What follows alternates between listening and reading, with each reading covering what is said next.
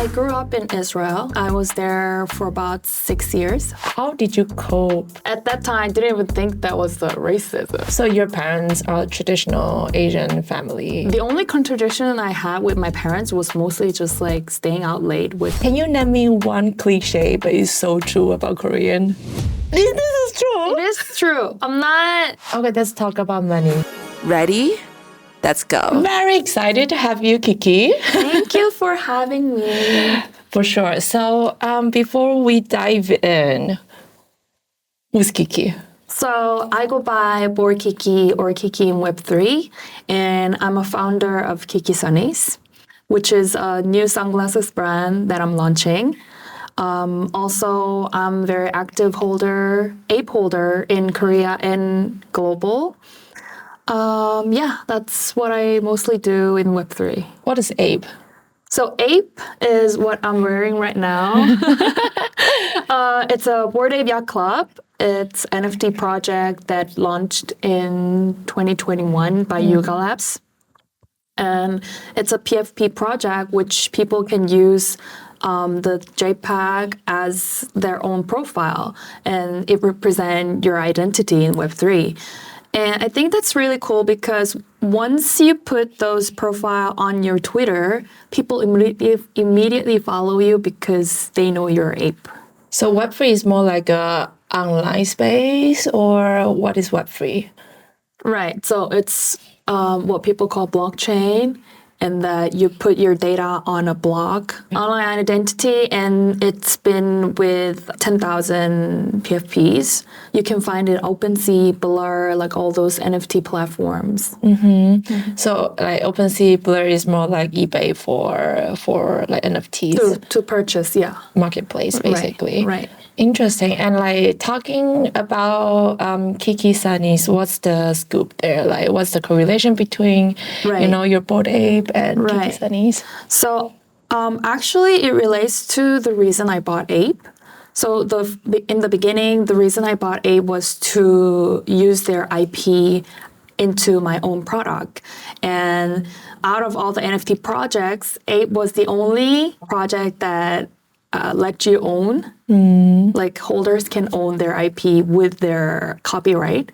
So that's why I bought Ape, and ever since then I started to do like collaboration with small brands and big brands. And then I figured like I should have my own brand as well. And that's how I started with KIKISUNNIES.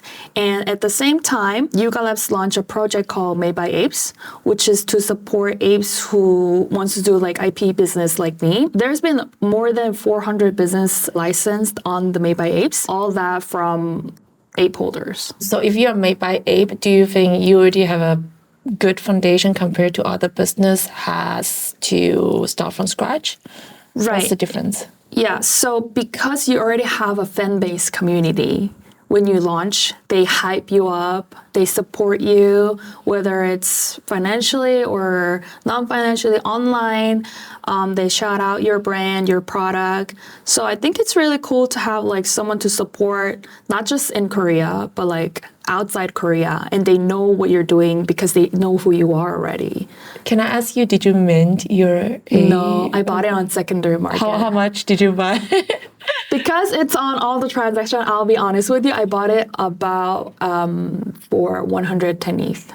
110 ETH? Yeah. Okay, how much is it right now in ETH? Right now? Like in bucks, yeah. Back then? Okay, let's talk about back then. Okay, how much was it? Back then, it was about like 3 mil. Oh no, sorry. No, not 3 mil. 300K. 300K? Yeah, 300K. Oh my God. And then like 300K, yeah. Holy moly. And then when was the highest price? Highest price? Your PFP went. So the highest floor was 150. 150, and then you bought 110. 10. Yeah, like 9, 10. Why didn't you sell? Because the moment I bought Ape, I immediately made my Twitter account and then started, building a relationship with apes. And after that, I was like, I think it's really kind of cool. Yeah. So I really got attached to it, which I shouldn't have. And then, ever since that, it was almost like I couldn't sell it. Oh my God, like people really grow emotional attachment, right? Yeah. I mean, of course, sometimes, maybe I should have bought like more prettier apes or something like that.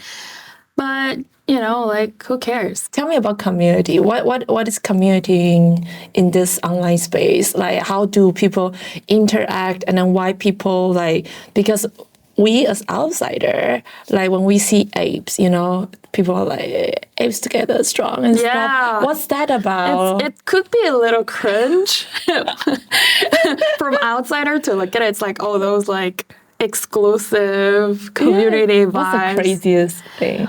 I think it's the best part is to make friends just easily. Like you click right away when you see there's someone who wears ape merch or they have profile with ape. Like you already know that we're gonna bond. Like, or you are already my friend. Oh my God. Yeah. Okay. Like regardless their age, gender, nationality, or whatever. Like we're gonna click. Yeah. Yeah. And then because we've been through like what people don't know, like, being in the community and like there's a lot of things happening, but we still have ape. So I think that's even more like giving us more bonding together. How do you feel in terms of online community bonding and real life community bonding? And why are you so drawn to like online community bonding? Well, I like online because I can meet more people than IRL events. But also I really like offline events as well because you get to see the person behind the screen, right? And then it's like, oh, it was you who were texting me, blah, blah, blah, blah, blah. So it's really cool. And when I meet Abe, I feel like we're like high school friend. Really? Yeah, it's like if you feel like you've known them for so long, it's just the vibe. Yeah. Do you think this can replace the real life connection? Yeah, of course, of course. Really? Yeah, so I actually travel to like some countries just to hang out with apes. Without meeting them IRL, like in real life yet? Yeah. Or if you go somewhere and then you just immediately find apes online. Okay, like, tell me one occasion, like, like you found an ape online, you flew there, meet them, and then you just click or not clicking. Like, do you have some stories? I was in Japan, and to be honest, Japanese ape community is not that big compared to other countries. But I was like, I'm sure there is someone, right? There gotta be at least one ape. And then I asked other like Korean apes if they know, and they connected me through group chat. And then when I went to Tokyo, we met and we hang out. And then ever since, like whenever we go to any Web3 events, I always see them. So, and then I say hi, blah, blah, blah. And like, that's how you make friends. Wow. Yeah. Like, I feel it's the easiest way to get to know local people through the community. Okay, like before I ask you about some of the founder-related story, I feel like I want to get a little bit taste of your background. So, where you grew up, and then like how entire entrepreneurial journey evolved. I grew up in Israel. I was there for about 6 years, 5 to 6 years. I was in Tel Aviv. And I didn't choose to go to Israel. It was my father's business that had to move. And my parents were like, oh, it's a great opportunity to be exposed in a Western culture or like different culture. So they tag along. And then, yeah, ever since then, I went to international school and then I learned English, met so many people, so many new friends. And yeah, I really liked it. And ever since there, I always thought like working or studying abroad, like I try to do that. So yeah, I think I'm very multicultural at some point because I enjoy being Korean, but at the same time, I like to experience new cultures. Yeah. Okay, so like when you moved to Israel, how old were you? I was 12 years old. How did you cope? So it was very unique because at first I went to local school because they didn't have enough spot in international school, so I was on a wait list. But in the meantime, I had to go to school, right? So I went to local school, and obviously I didn't speak any Hebrew. So I started from the alphabet, and it was very confusing, but like I had to get through it. Were you the only Asian, Yeah. you know, kid? Me and my brother. So like on the first day, every kid from school, they come to see me. Wait, so everybody knew that there's an Asian coming. Yeah. And then, what? I know, but like they were really nice, you know? They were trying to like help me with the language, you know, teach me the history, the religion and all that. And the teachers were really nice too, so I had like no problem at all. Oh my God, I would imagine differently because, you know, like I'm Asian living in Western world, right? So I mean, me personally, I didn't experience any discrimination, but I heard a lot of stories. I know, yeah. I mean, there were always people like calling me Ching Ching Chong on the street, but it's like at that time I didn't even think that was the racism. Oh, you didn't know Yeah. this? Yeah, I was like, okay, whatever. They're just like dumb people and that's it. I mean, like, what am I going to do with them? Yeah. Right? But other than that, like friends, they were really nice. And the time when I moved to Israel, it was during bar mitzvah season. Do you know what's bar mitzvah? No. I don't know how to say this in English. So it's a Jewish culture, and they throw a party when the kid is around like 13, 14 to celebrate that they're becoming an adult. Oh. Yeah, and it's not just party, it's like actual party that involves clubbing and all that. So imagine like young kids going to club with no alcohol. With no alcohol? Yeah. How that happen though? Like, how? It's just their culture. So they rent the club and they do the bar mitzvah.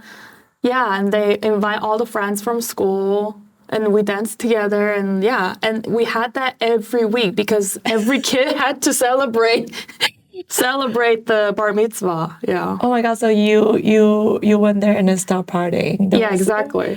It was so cool. Oh my God, so it must be really easy to make friends, right? Or not? Yeah, it was easy for me, you know. And then thanks to my parents, I learned English from very young age. You know how the Asian moms are like, very eager to. So yeah, I had no problem communicating in English. So your parents are traditional Asian family parents? I don't think so. I mean, it goes both ways. Like, I think compared to traditional Asian people, they're too cool. They're too cool. Yeah, they're too cool to be Asian. Really? Yeah, but they always thought like education is important. So, Like all the Asian parents. so I think it's like half.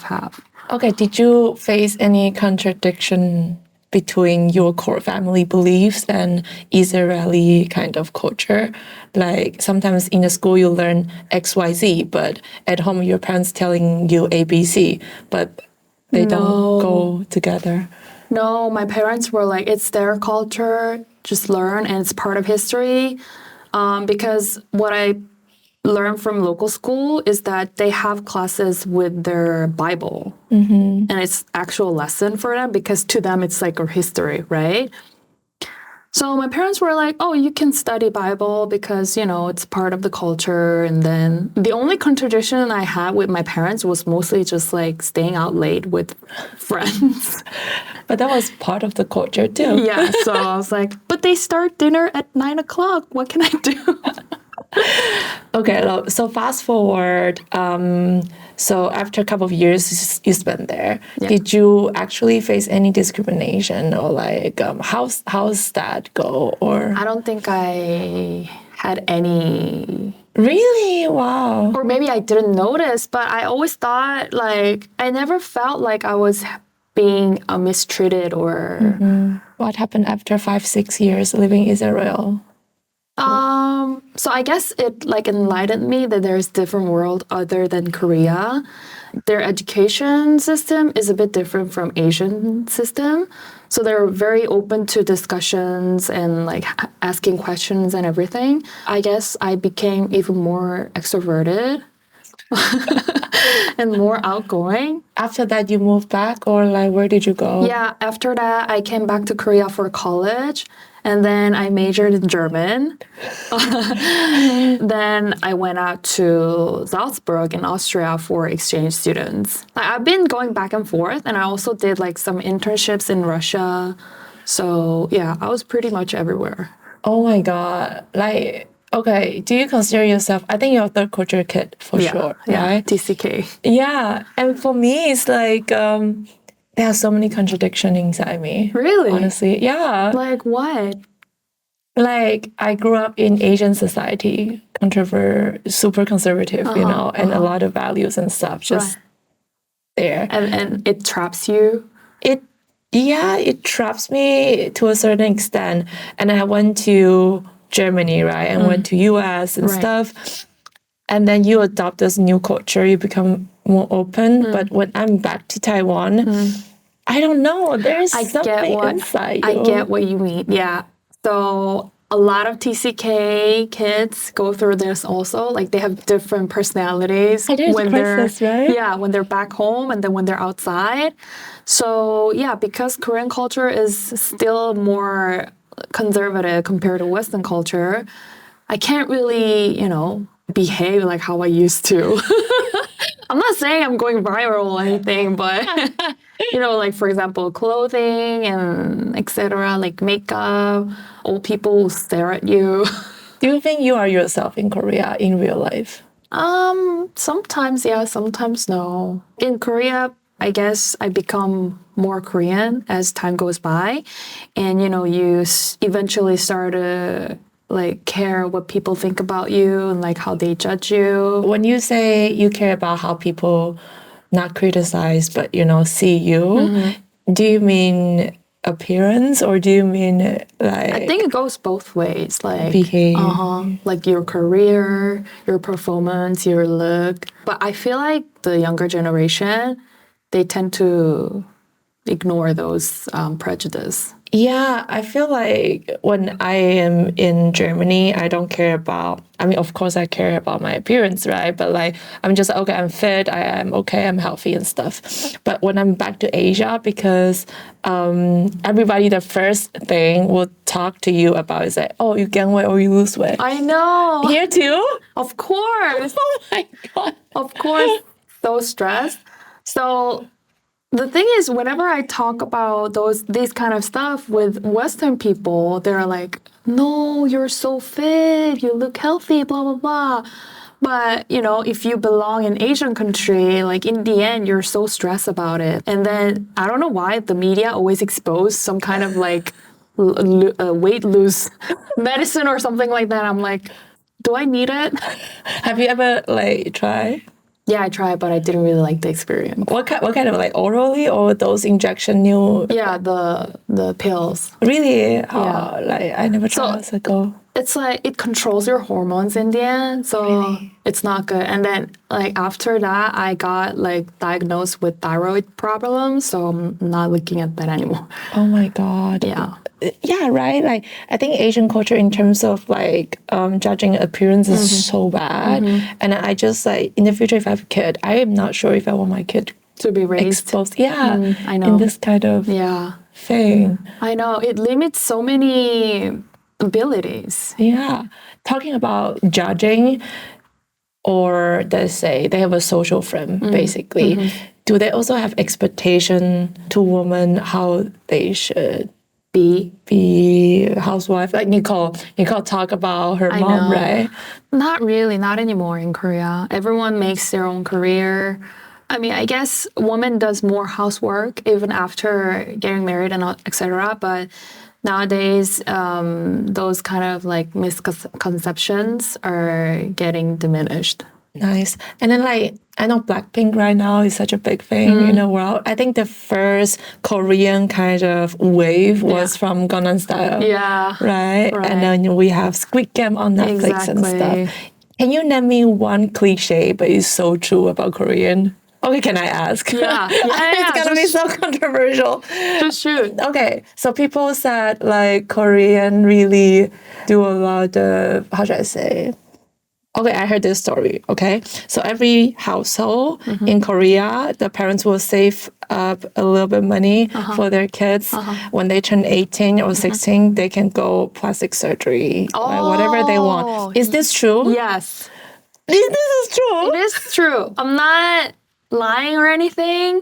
it is very common about plastic surgery. Everyone's like open-minded, you know. We don't think it's like dangerous or like illegal thing to do. It's like very common.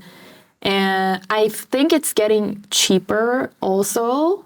So yeah, that's why more those clinics and consumers are rising. So parents would literally really give Yeah, because they don't want their kids, you know, suffer those Yeah. judgment. Oh my God, that is so cool though. I mean, if you, yeah, like if you really think that it can fit your kids to the society, then why not? Parents do anything for them. And then the kids get to decide which part they want. Yeah. They just have discussion. I mean, of course, they have to ask kids if they want it, but most girls would say yes. Wow, that is so cool. And then like on the TV and then like drama, K-drama and stuff, when I see those people, do you think because they look so natural. You know? Yeah, but they all had it. Like at least even small, like procedure. Really? Yeah, it's obvious. And then like, when is the youngest legal age you can? There's no youngest. So for example, my friend, she did her eyelid surgery when she was around like 13, like before junior high school. Yeah. And she still went to school as usual with. Yeah, it's normal. I mean, it's a bit unique compared to other kids, but there are kids like that. So. Oh wow, that is so cool. I find it really open. Yeah. Yeah. And you know why they do it in a very early age? Because at the end of high school, you have to take the graduation picture, right? And they don't want them to be compared, you know, like before and after. So they want their kids to look perfect and also in that graduation album. So yeah, they do it before and then to make it used to it. So strategic. I know. But yeah, it's Korea. Oh my God. Okay, about Squid Game. Though. Okay. Like, is that true? Those games you really play as a child? Yes, like those catching and the sugar candy thing. I don't know how you call it. Yeah, we all played it as a kid. Oh my God. Like, that show really made Korean culture big. Yeah, exactly. And now everyone knows what I'm talking about. So it's even more cool. And like a lot of foreigners, they want to try the umbrella candy. Can you take me there too? Yeah, of course. Like I never thought that would be such a hype. Yeah. Crazy. And then like, okay, so when I arrived Seoul, you told me Google Map doesn't work here. Yeah. It really doesn't work. Okay. So why? Do you know why? I have no idea at all. Some might say because of like North Korea, blah, blah, blah, but I don't know. I think it's just technical problem. And also because Korean people don't use it, there's no need to improve it, right? Unless it's like foreigner visiting.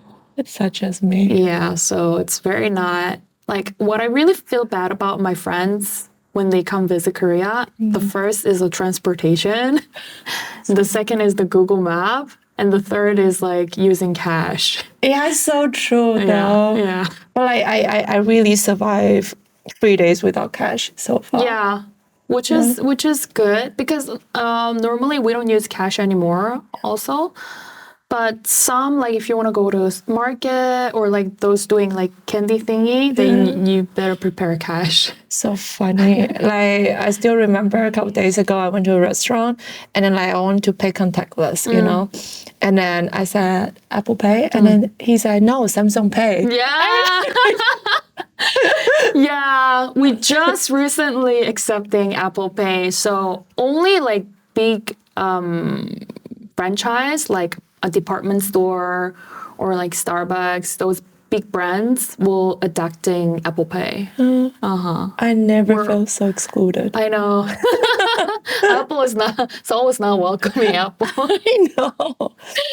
Yeah. But like, okay, talking about your business, because I know like I also noticed on the street Korean style is really good compared to most of the Asian country I traveled. About sunglasses, why sunglasses?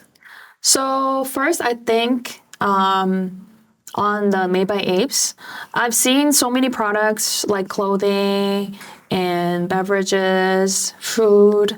And I thought maybe I wanted to try some more unique items that people still need. And that's how I came across with sunglasses. And also, I feel like the sunglasses market is growing really fast, especially in Korea with all that gentle monster hype. Yeah, so I think it's becoming more necessity item Yeah. from accessories.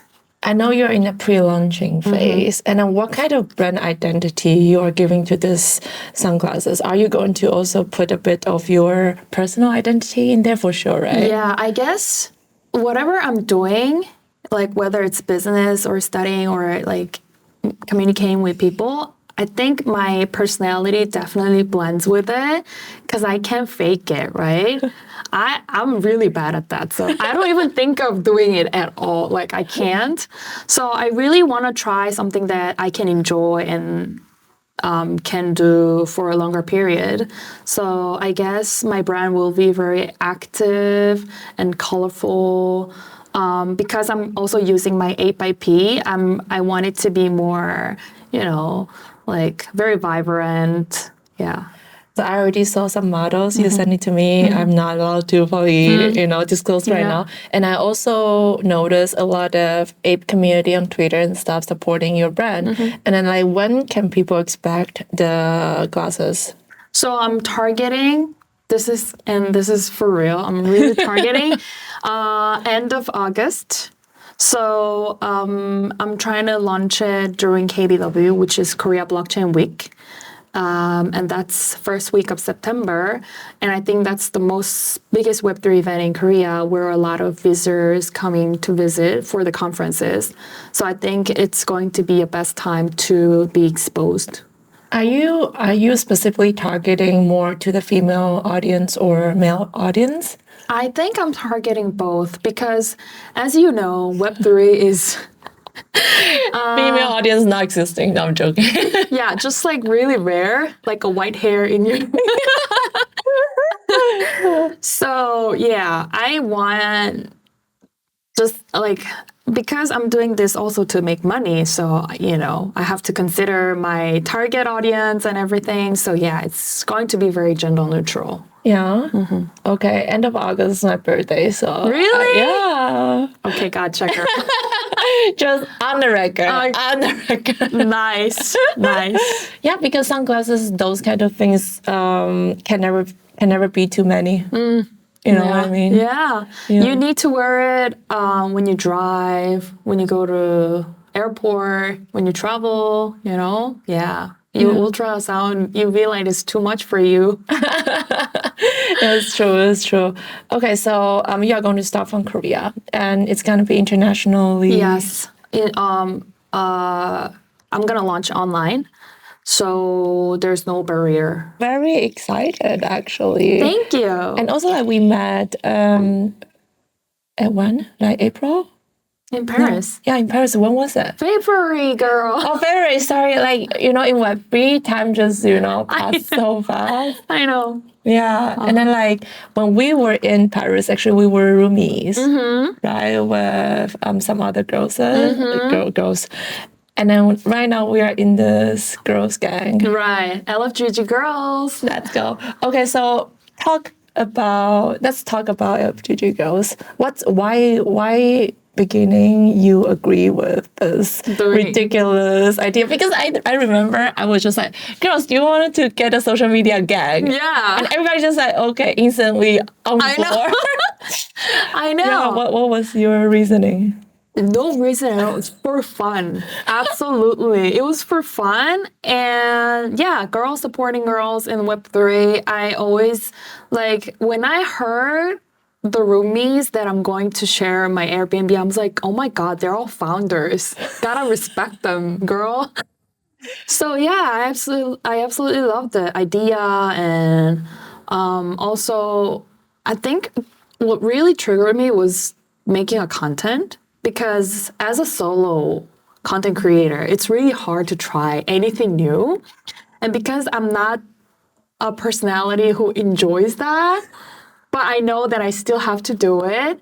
It was really hard for me to try anything, right? But you gotta start at some point. But I was really like struggling to do it. But with like for all the girls together, Yeah. why not? Just do random stuff. Yeah, and then at least you're gonna get 4 likes, right? Yeah, minimum you already have 4 likes. Yeah, so that's good. That's a good start. Have you ever had any girls like group of 4, like really close girls friends outside of Web3? Like private? No, I always kept it really small, like 3 maximum. Yeah, it was always like in between 3. Do you normally have more guys friends or like girls No, friends? absolutely girls. Oh, you're a girl. Yeah, like yeah. a girly girl, basically. Yeah. Wow, how's that? Because Picha told me like she never had a girls gang. Really? Yeah, that's the first. I mean, first so when I came back to Korea, I had to spend 1 more year in high school and I went to girls' high school. Oh, Yeah. But it was really fun. I really loved it. Like, yeah. They were like free. talk to me. Okay, talk to me about this girls' school. It must be crazy, right? Yeah, crazy. They just eat a lot, sleep a lot. Yeah. No, but like also girls' school also has a lot of cliche. No, that's like, I feel like that was such a like made up drama thing. It's in K drama though. I know. I mean, there are like schools like that, but the one I went wasn't really like that. I think it's really depends on teacher, like how she like managed the class and the vibe she wants.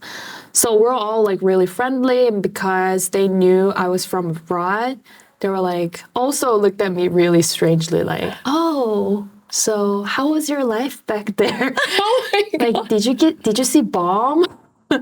Because it's But did Israel. you? No. Okay.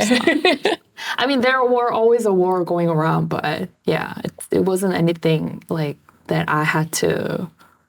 Really? Yeah. But yeah, so I went to girls' high school and it was really cool. I met really like best friend that I still keep in contact with. If you can name one best thing that happened during this period of time or like you enjoyed the most, what would that be? In the girls' high school? Yeah. I guess friendship. Really? Yeah. Okay. It's because I never had like puberty friend that I can talk freely in Korean because I left so young. So yeah, it was like first the shock I got was, oh, everyone speaks Korean here. That was the first thing. And the second is, oh, I can laugh with them in Korean. What? Yeah. Because I was in Israel, right? So yeah, that just really clicked. I think one thing I find it really difficult as a third culture kid is that sometimes when you are in, for instance, when I'm in Germany, I think something super funny in Asian culture. I know. Nobody understands. Exactly. Yeah. So yeah. So I feel like as I get older, I guess I'm more in a bond with Asian friends. Yeah, because it's just You just know everything, right? Yeah. Like it's the culture. We pretty much share almost same culture, just different language. Yeah. So crazy. Do you consider me as an Asian friend? you? Yeah. Yeah, of course. No, because sometimes people are just like, yeah, they don't know. consider me as Asian anymore. I know, but still, you prefer rice over Noodles. no bread. Okay, that's true. Right. That's true. But I adopt it. I do adopt it. Yeah. Yeah. Oh my God, that is so crazy. Okay, so before we close up this conversation, if you wish me to ask you one thing and I didn't, then what would that be? And how would you answer it? How would you see yourself in 5 years or 10 years? You want me to ask you that? Okay, how would you see yourself in 5 years? Actually, like one of the questions that you had was like, why did you enter Web3? Oh, yes. So the reason I entered Web3 was first to make money. Second, there was no barrier. And also like the meme culture was crazy. Like anything can be a meme. And, funny, right? And that generates money. So I'm like, what's this economy here? It's like, it's not logical, but logical. Yeah. So yeah, that's why I entered on Web3, and then along the way, I met so many great people like you girls, and then Bored Ape community. So yeah, I think, and I feel like even though people make a lot of money in Web3, they still stick to this industry, and I think the only reason is because it's fun. Yeah. And I think that's what makes people to be around here and attracts. So yeah, I also want myself to be like really fun and active and enjoy the journey in Web3. Okay, let's talk about money. The first reason you actually said was making money and then community. Because after the conversation we had, I conclude, correct me if I'm wrong, I conclude you come from a middle high class family, and why making money is... I mean, the more money, the better. Who doesn't want money? It's true.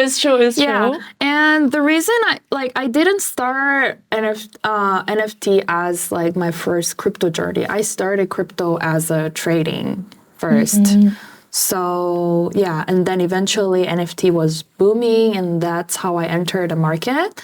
So yeah, I think I'll still keep making money in the crypto. Has it been a successful journey so far? I guess, yeah. That's why I bought Ape. 300K is crazy. I know, but yeah, I think it's some people say it's overwhelming because the market is 24-hour, and then there's so many projects that coming out every day.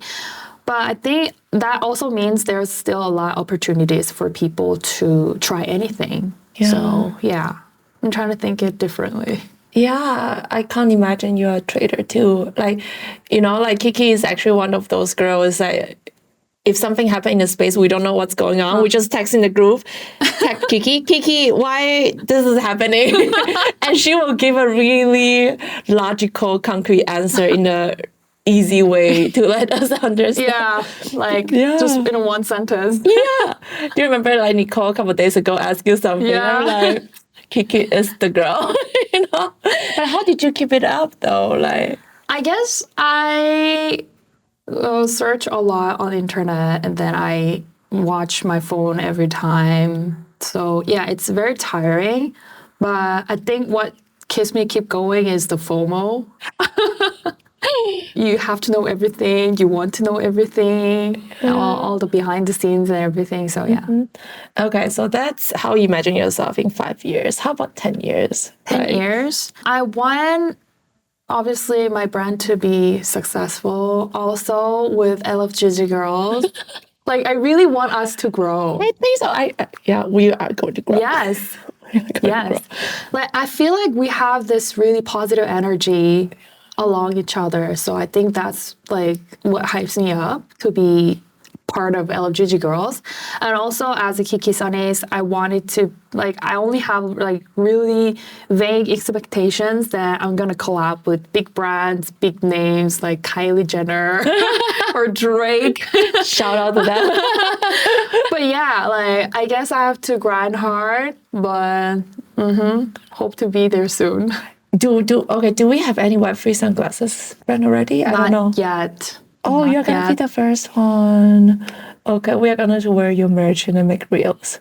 Yes, absolutely. I already saved some reels that I wanted to do with you girls, wearing sunglasses. We are going to do some later too, Yeah, sure. Yeah. So after I filmed with Picha, and then we're like, yes, let's do reels, and then we just forgot. Oh no! Yes, I forgot to do it with her. I forgot to do it with Nicole. Oh my god. Yeah, that's how tiring we were. Oh, but I understand. You've been traveling around, so yeah. And then you were sick. Yeah, I was food poisoning. I'm not naming which country, but that was food poison. I'm not naming countries. Not Korea though. Not Korea. Yeah, so I understand. It's a lot. Yeah. Yeah, I guess that's kind of everything. I'm really looking forward to the journey that you have in the future with Kiki Sunglasses, Kiki Sunny, and then the community Bored Ape. And then like, even though right now people are saying we don't know where NFT will go, but I still believe the power human connection. And I think that is for sure the future because, right now AI is coming up, a lot of different things. I anticipate the human connection will get less and less and less meaningful, but NFT community actually put people together. I think that is incredible. And then I think your work is also very amazing, trying to put your personal identity to the brand and then make this brand rise and shine in the future and also present us as a girls and then also the community. I think it's a really good work you're putting together. Thank you so much. But like one thing I really want to talk about was the anticipate that human connection will be less. I disagree with you. Okay, say. I think people will look for it in the end. Online or offline. Because whenever I go to like our events, people do want to get connected to real people. So, and I think that's why they all come out to the event, Ape Fest. So, yeah, I think, and just in general, like, doesn't matter like Web3 or blockchain, just in general, as AI gets more developed, I think there will be more of like small gatherings that people trying to join. Because I'm thinking, what if at some point people just talk to AI all the time, and then like all the sex doll is gonna come out, I know, but they know it's not the same. You think so? I mean, for nerds, I don't know. Like, they might enjoy their own life. I have nothing to say. I mean, if they enjoy them, fine. But I feel like people who used to talk to people, I think they will try to like join any kind of meetups. I think I will always prioritize the real connection. But I'm just wondering for those people who are already feeling lonely and then they have this new technology and it's gonna be more disencourage them to make real connection. And loneliness really kills people, and in terms of longevity, a lot of different reasons. So I mean, for the people who are already outgoing, I think it's okay. But I'm just concerning about them, But I agree.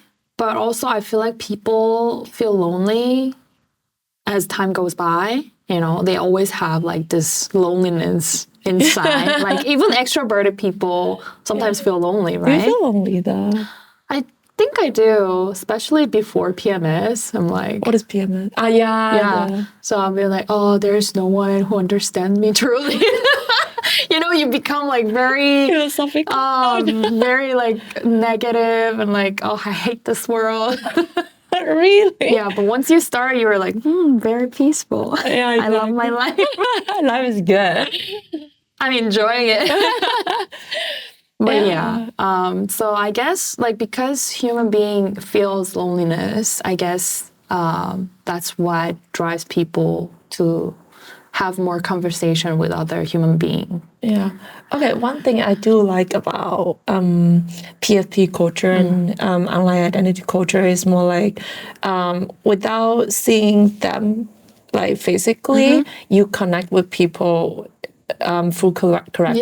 Exactly. And then when you meet up, regardless how they look, or gender, right, like you said, you connect. Exactly. That's the coolest part of NFT community. And so many people just make the first impression based on XYZ. Exactly. Or like how people walk and that is the ick. How that is the ick. So judgmental. I know. I think that is a beautiful thing. So I do encourage people to, seek out this kind of... Like, for real, because ape community in Korea and also in general, they're usually more older than me. Like, there are a lot of like late 30s, 40s. So actually, when I went to A-Fest for the first time, I was really shocked that they were older than I expected. But really, they were really cool. Like, I really enjoyed talking to them. Yeah. And also, I really respected that, you know, even though they're not young enough, they're still in this space and they still like try all the new technology and new stuff that coming out to the world. I think those kind of like, how do I say? Like the effort they trying to keep keep the every new things. I think that's really cool, and I think that's what I should be doing too as well. Yeah, I think we always need to remind ourselves about, like right now, you know, younger generation, Gen Z coming up, Gen Alpha as well. Sometimes I feel like, you know, I know I'm getting old. I mean, physically though, but I think our mind is Still young. I feel like I'm still 21. Yeah, I know, right? I don't know why all the parents, like, you know, all the old people were telling me to get married. I mean, know. I'm just 18. I'm like, what am I gonna do? I don't even know how to keep up with my life. Yeah, exactly. Exactly. Yeah. Yeah.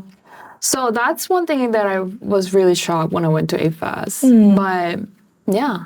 But also, like, what's really cool about NFT community is that you don't need to explain what blockchain is. You don't need to explain what Bitcoin is because they already know what we're talking about and what we've been through. So, and that's the funniest part because I can talk about like my Web3 journey with them without explaining, oh, this is this. Like, if I say, for example, like meme coin, they just know it. Without any background explanations. Yeah. So I think that's what keeps me stay in the community. That's cool. Yeah, I think I just recently joined Paji, right? Paji is also another NFT project, and it's also a really big community. So that is actually my first community. Yeah. Yeah. Before that, I'm having my own community with my company, but then, you know, I find it really. How's your journey with Pudgy so far? So far, I have some friends. Pudgy friends? Yeah, Pudgy friends. That's cute. Those penguin friends online because I'm getting followers every day without knowing the reason. Yeah, they just follow you because you have Pudgy. Yeah, exactly. That makes me want to buy Ape. Yeah, Ape follow Ape. It's true. Yeah. And I think because of you, a lot of Apes also follow me. Yeah. And Nicole too. Yeah. So that has been cool. Some business coming along because of I joined a community for sure. Yes, of course. Your friend, right? NFT Fest in Brussels. I do wanted to see you there. So let's hope so. Exactly. Yeah, I pray. Yeah, so far has been good. Business-wise speaking, friendship, still brewing, I would say. But business definitely helps. Yeah. 100%. I think it's really cool that it connects you to people in different world. Yeah. So it's easier to seek opportunities. So I would say everybody needs to keep an eye on KIKISUNNIES. Absolutely. Yeah, KIKISUNNIES and FGG Girls. That's right, 100%. We are active internationally. So our next event will be in Seoul, right? Yes, it's going to be in June 26th. Yeah, exactly. Yeah, we'll keep it posted. Yeah, if you want to see Kiki in real life and some other girls, I'm not going to say who yet, but some other girls, keep up with our Twitter account and Instagram. Yeah? Okay, then thank you so much, Kiki. That was a fruitful conversation, especially talking to another third culture kid. Yes. I feel like home even in Seoul. I mean, thank you so much for having me. It's my first time doing interview or any podcast. I really enjoyed it. And I was really nervous coming here. Okay, really? Yeah, because I really don't know how to put myself but yeah, because you were so great in interviewing other people, so it was really easy for me to answer. Oh, nice. I feel you. I hope you feel comfortable too. You know? Yeah, of course. Yeah, I really enjoyed it. Just like if we have a shochu, everything might go better. It's not like we drink a lot, but just like just to put it here. Yeah, exactly, to show you, you know. But yeah, thank you so much. Thank you. Bye. Thank you for listening, and you can leave your comment below, ask the questions, and I will pick one of the best questions and then add as the guest without you knowing who is the guest you are going to ask the question to. So, thank you for listening.